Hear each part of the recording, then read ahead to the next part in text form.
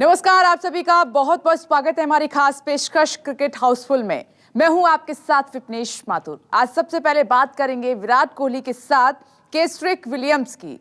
केसरिक Williams आपको याद होगा, जब पिछले साल वेस्टइंडीज की टीम भारत दौरे पर आई थी, उस दौरान विराट ने मैदान पर नोटबुक सेलिब्रेशन मनाया था।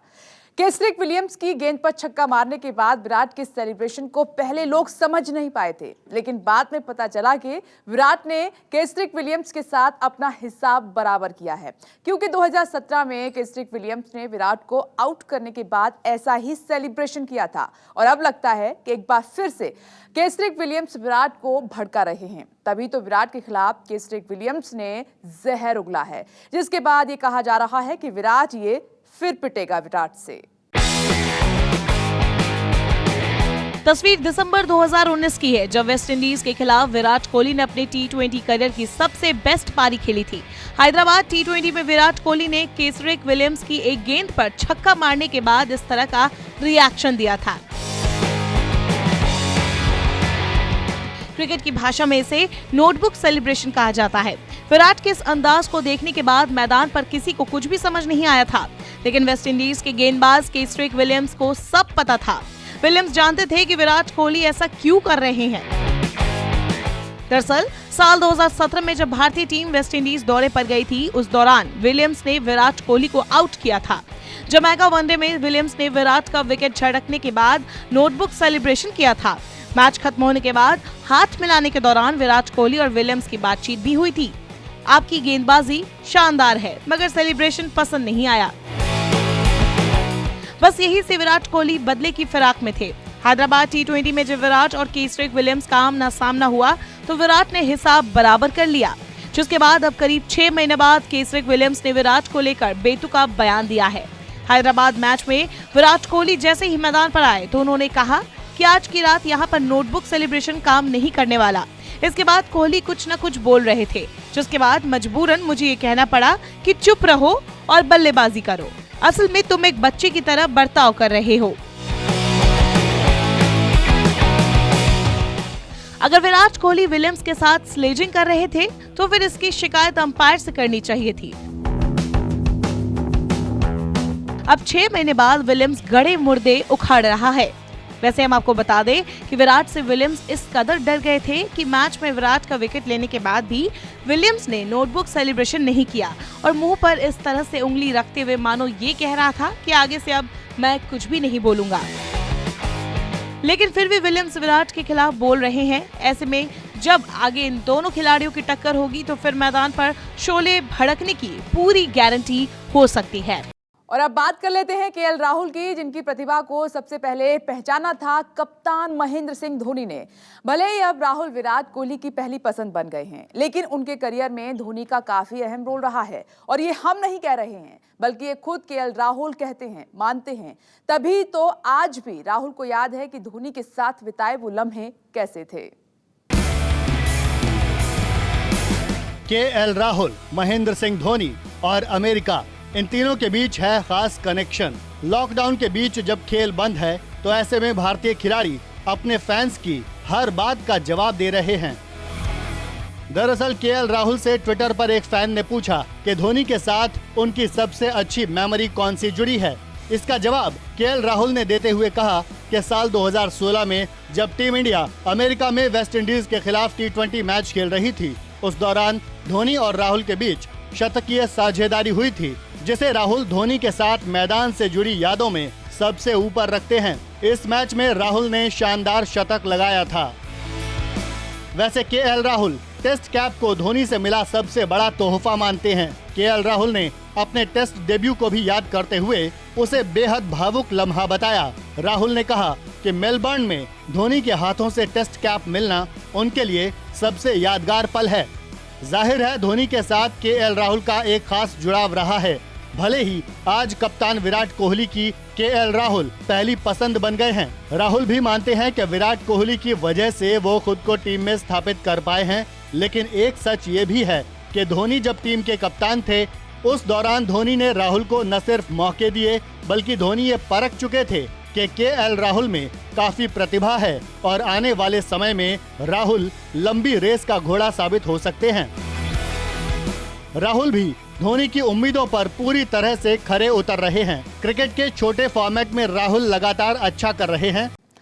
और आइए बात कर लेते हैं खेल को मिलने वाली सरकारी सहायता की। कोरोना की मार खेल पर भी जमकर पड़ी है। ऐसे में खेल को फिर से बहाल करने के लिए सरकार भी अपनी कमर कस रही है और ये पहला मौका है जब भारत सरकार की तरफ से खेल मंत्री ने खेल की बहाली पर बयान दिए हैं।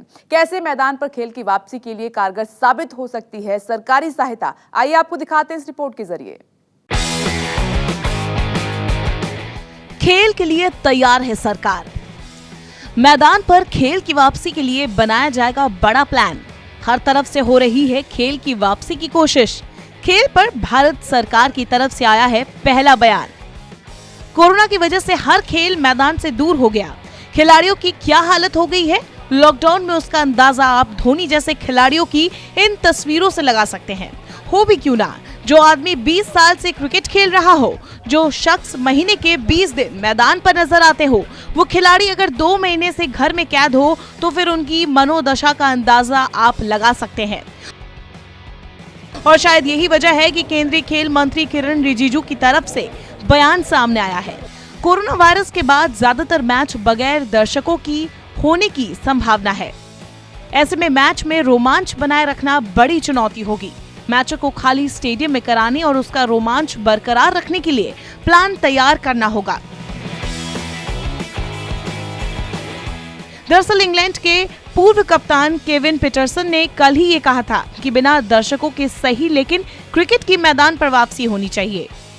हम आपको बता दें कि कोरोना वायरस की वजह से इस साल ऑस्ट्रेलिया और न्यूजीलैंड के बीच वनडे सीरीज का आगाज खाली स्टेडियम में हुआ था, लेकिन बाद में इसे भी रद्द करना पड़ा। वैसे खेल मंत्री किरण रिजिजू का मानना है कि आईपीएल को टीवी राइट से काफी ज्यादा धन मिलता है। आईपीएल को पैसे की कमी नहीं है, वो संपन्न है, लेकिन कई ऐसे खेल हैं जिनका सीधा प्रसारण टीवी पर नहीं होता है।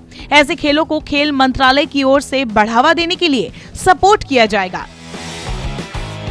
खेल मंत्री की ये बातें काफी हद तक सही भी है, लेकिन क्रिकेट को सिर्फ पैसों के लिए दर्शकों की जरूरत नहीं पड़ती है। पिछले दिनों ही विराट कोहली ने ये कहा था कि हमें जुनूनी फैंस के सामने खेलने की आदत है। मैदान पर हम लोगों के उत्साह से एनर्जी हासिल करते हैं। दर्शकों के साथ जुड़ने का एहसास याद आएगा और उन भावनाओं को खाली स्टेडियम में दोहराना मुश्किल होगा।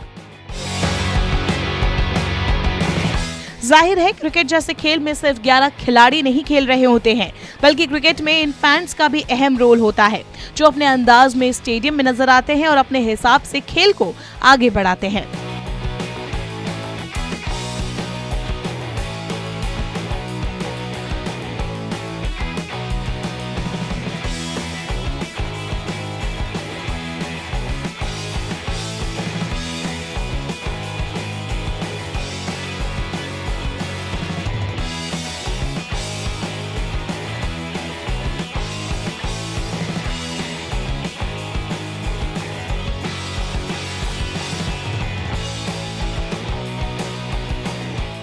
और आइए अब आगे बढ़ते हैं और बात करते हैं हिटमैन यानी कि रोहित शर्मा की। रोहित शर्मा की एक ख्वाहिश है जो पूरी नहीं हो पाती है।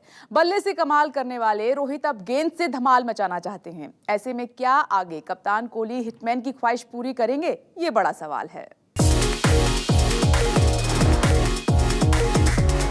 टीम इंडिया के ओपनर रोहित शर्मा ने क्रिकेट की शुरुआत तो बतौर गेंदबाज की थी, लेकिन वो फुल टाइम बल्लेबाज बन गए। धमाकेदार पारियां खेलने की वजह से अब उनकी गेंदबाजी की बारी नहीं आती है। रोहित की उंगली टूटने के बाद से उन्होंने गेंदबाजी बंद कर दी, लेकिन अब उनका कहना है कि वो टेस्ट मैचों में 10 ओवर गेंदबाजी करने को तैयार हैं। लॉकडाउन के बीच रोहित ने अपनी गेंदबाजी की इच्छा जाहिर की। रोहित का कहना है कि वो खुद मानसिक तौर पर इस बात के लिए तैयार हो चुके हैं। रोहित टेस्ट मैच में 10 ओवर की गेंदबाजी करना चाहते हैं। हम आपको बता दें कि रोहित आईपीएल में हैट्रिक तक ले चुके हैं। साल 2009 में रोहित ने डेक्कन चार्जर्स की तरफ से खेलते हुए मुंबई के खिलाफ ये कारनामा किया था। अगर बात इंटरनेशनल क्रिकेट की करें तो यहाँ भी रोहित कई बार गेंद से अपना जौहर दिखा चुके हैं। रोहित ने क्रिकेट के तीनों फॉर्मेट में गेंदबाजी की है और अब तक 11 विकेट भी अपने नाम कर चुके हैं। और शायद यही वजह है कि रोहित अब एक बार फिर से गेंदबाजी की इच्छा जाहिर कर रहे हैं। रोहित शर्मा ने कहा, जब से मेरी उंगली चोटिल हुई है मैं गेंदबाजी को काफी मिस करता हूं। मैं गेंद पर ग्रिप नहीं बना पाता हूं और जैसे पहले गेंदबाजी करता था अब उस तरह से तो नहीं कर सकता हूँ। वानखेड़े की पिच तो मुझे गेंदबाजी करने की इजाजत बिल्कुल भी नहीं देती, इसी वजह से गेंदबाजी से दूर रहता हूँ। उम्मीद है कि विराट कोहली आगे हिटमैन की ख्वाहिश पूरी करने की कोशिश करेंगे और रोहित इंटरनेशनल क्रिकेट में एक बार फिर से विकेट हासिल करेंगे।